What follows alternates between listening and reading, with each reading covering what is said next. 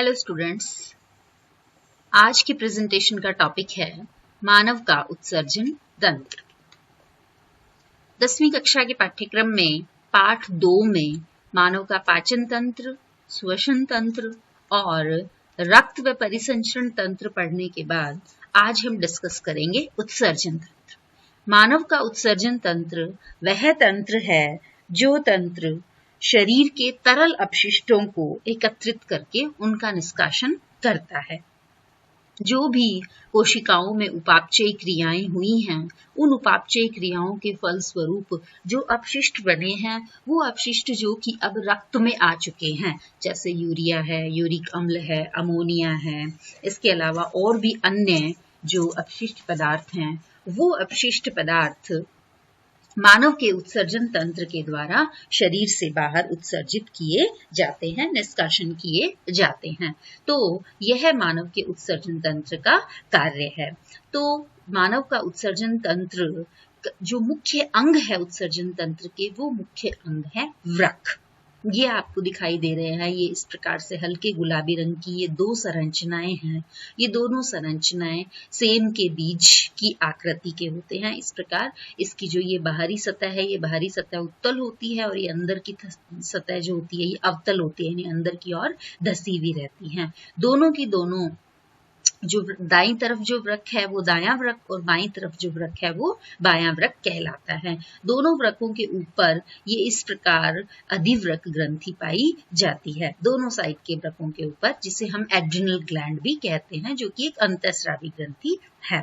इस डायग्राम में वृक्क के अंदर की संरचना को दर्शाया गया है, जो कि हम बाद में डिस्कस करेंगे। सबसे पहले हम यहाँ देखते हैं कि मानव के उत्सर्जन तंत्र में कौन कौन से ऐसे अंग होते हैं, कौन कौन से ऐसे भाग हैं जो उत्सर्जन तंत्र का निर्माण करते हैं। जैसे कि हमने बात की कि मानव के उत्सर्जन तंत्र के जो मुख्य अंग हैं, वो मुख्य अंग वृक्क हैं। एक जोड़ी वृक्क मनुष्य में पाए जाते हैं और इन वृक्कों से प्रत्येक वृक्क से निकलने वाली ये पतली वाहिनी, जिसे मूत्रवाहिनी कहा जाता है, यानी एक जोड़ी मूत्रवाहिनी उपस्थित होती है।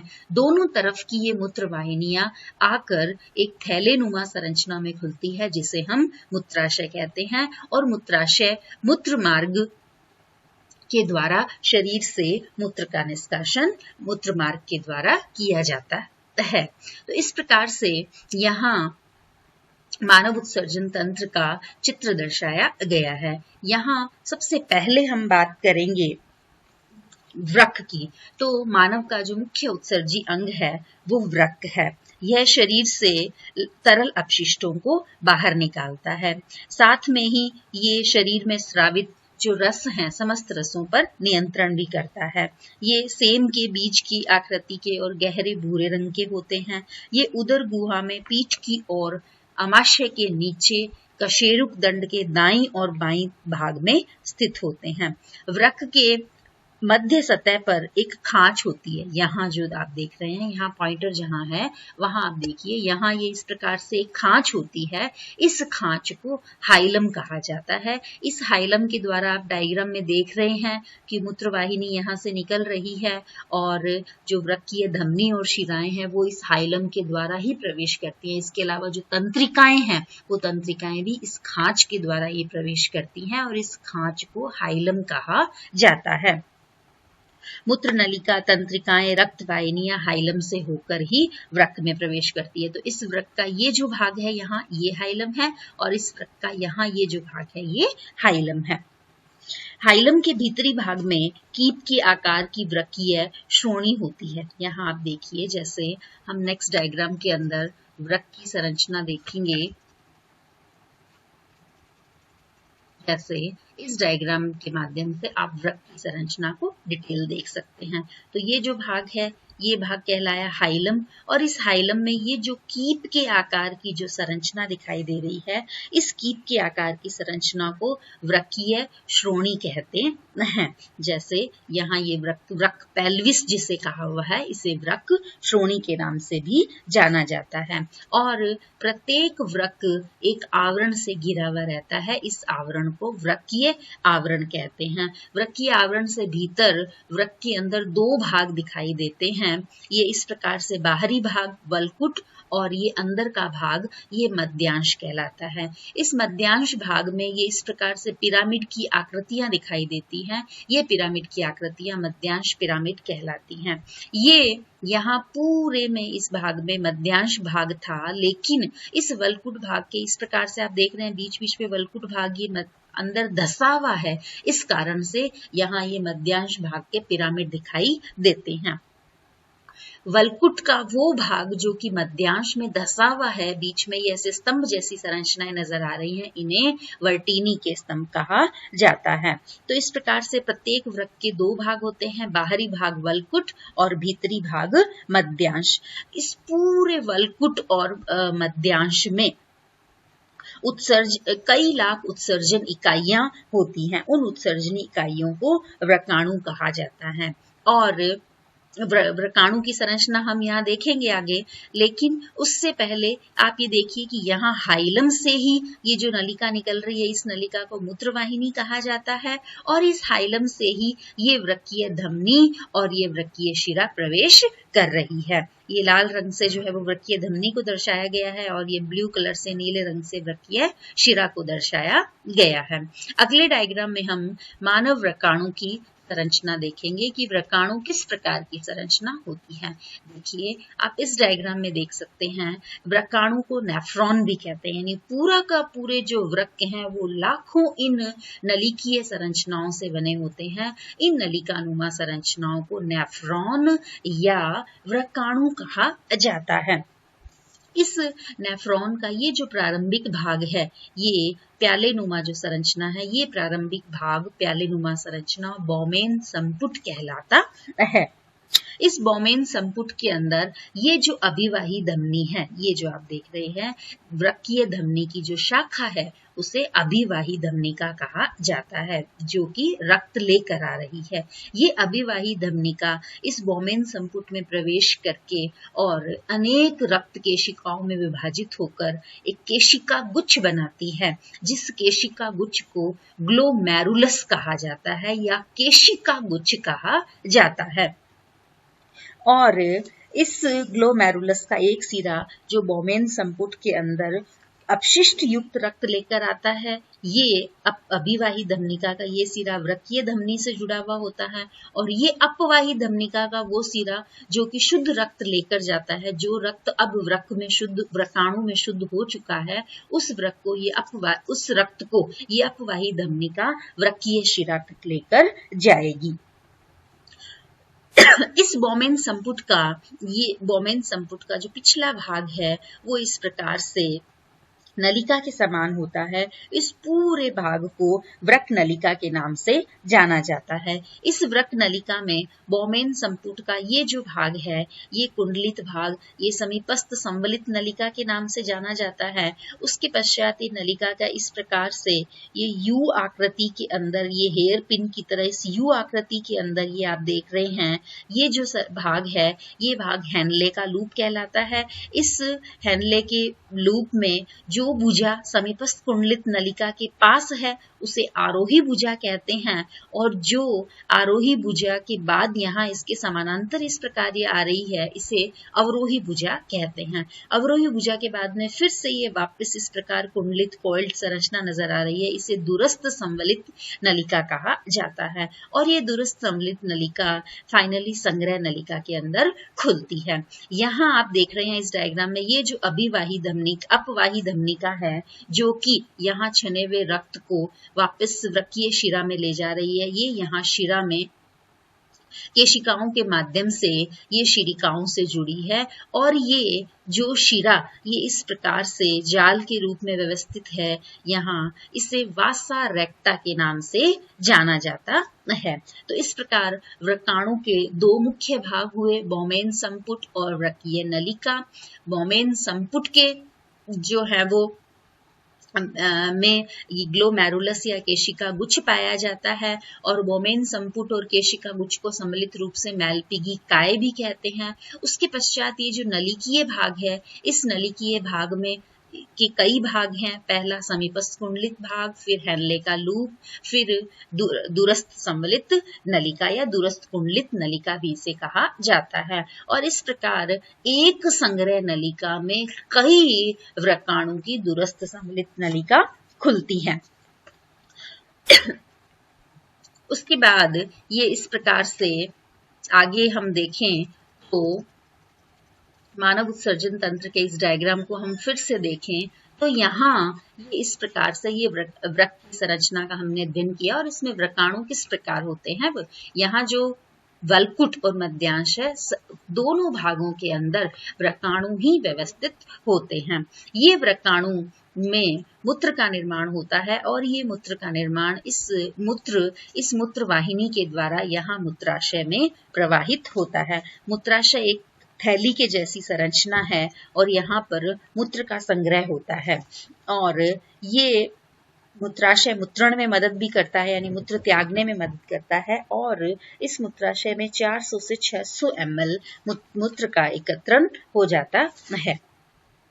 इस वृक्क और मूत्राशय को जोड़ने वाली ये जो नलिका है, ये नलिका एक जोड़ी मूत्रवाहिनी होती है। मूत्राशय की संख्या 1 है जबकि मूत्रवाहिनी एक जोड़ी है। ये मूत्रवाहिनी वृक्क से मूत्र को मूत्राशय तक परिवहन का कार्य करती है। ये नलिका चिकनी मांसपेशियों की बनी हुई होती है और मूत्र मार्ग एक नलीनुमा संरचना है जो मूत्राशय से मूत्र को शरीर से बाहर तक परिवहन करता है। पुरुषों में यह मार्ग लिंग से जुड़ा हुआ होता है और स्त्रियों में योनि द्वार के ठीक ऊपर समाप्त होता है। तो इस प्रकार से ये मानव उत्सर्जन तंत्र की संरचना। आगे हम ये व्रकाणु की संरचना हमने यहाँ देखी। अब इस व्रकाणु की संरचना में किस प्रकार रक्त क्षमता है, किस प्रकार मूत्र का निर्माण होता है, उसकी क्रियाविधि पढ़ेंगे। सबसे पहले मूत्र निर्माण की क्रियाविधि में आप इस डायग्राम को देखिए। ये डायग्राम है बोमेन संपुट। बोमेन संपुट से कि मैलपिगी काय या वृक्क कार्पसल भी कहा जाता है।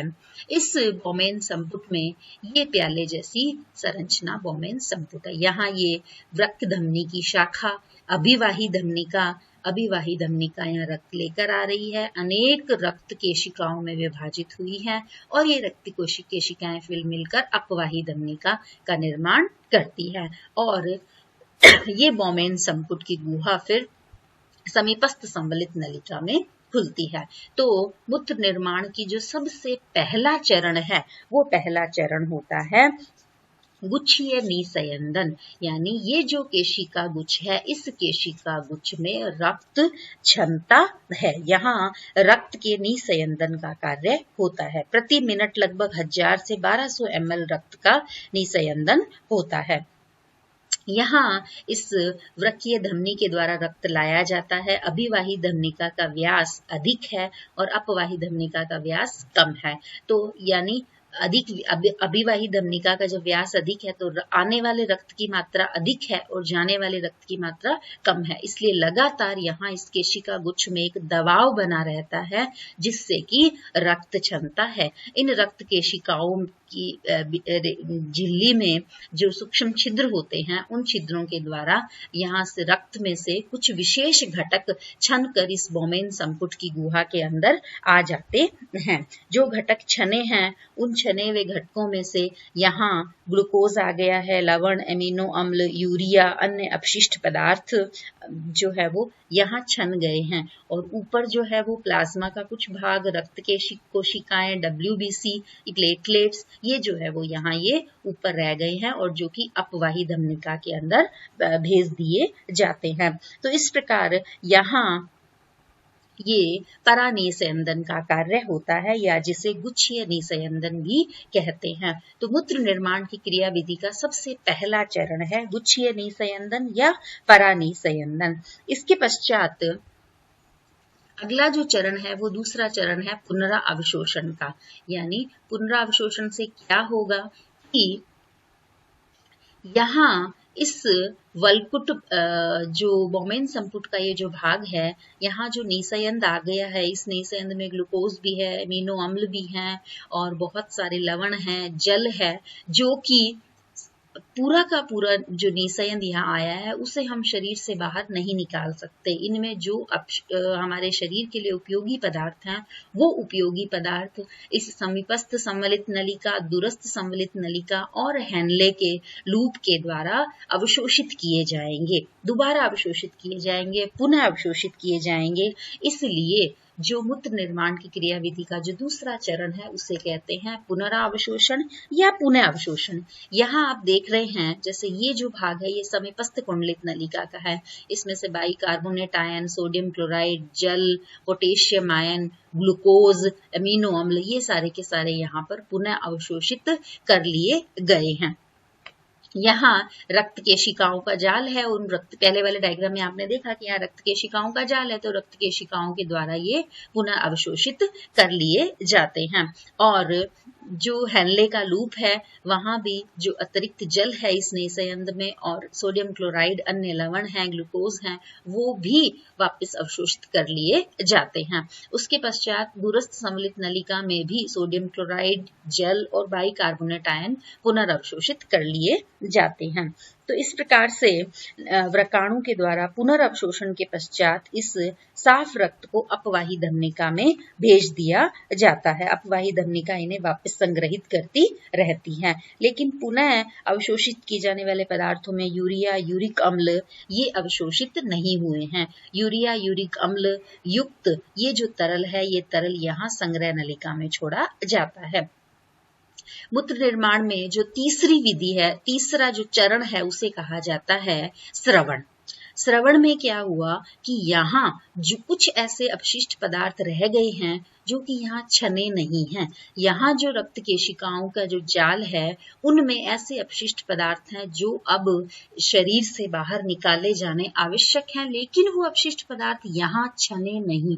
तो उन अपशिष्ट पदार्थों को यहाँ दूरस्थ सम्मिलित नलिका में, समीपस्थ सम्मिलित नलिका में हाइड्रोजन आयन को, अमोनिया को, पोटेशियम आयन को और हाइड्रोजन आयन को यहाँ इस शरीर में उपस्थित द्रव से इस नलिका के अंदर छोड़ा जाएगा। तो यह प्रक्रिया स्रवण कहलाती है। इस प्रकार नेफ्रॉन में बना हुआ ये जो मूत्र है ये संग्रह नलिका में प्रवाहित किया जाता है। संग्रह नलिकाएं इसे मूत्र वाहिनी के द्वारा मूत्राशय में ले जाती हैं। मूत्राशय में मूत्र का एकत्रण होता रहता है। जैसे जैसे मूत्र इकट्ठा होता जाता है वैसे वैसे मूत्राशय बड़ा होता चला जाता है और पर्याप्त मूत्र इकट्ठा होने के पश्चात, जैसे आप इस डायग्राम में देख रहे हैं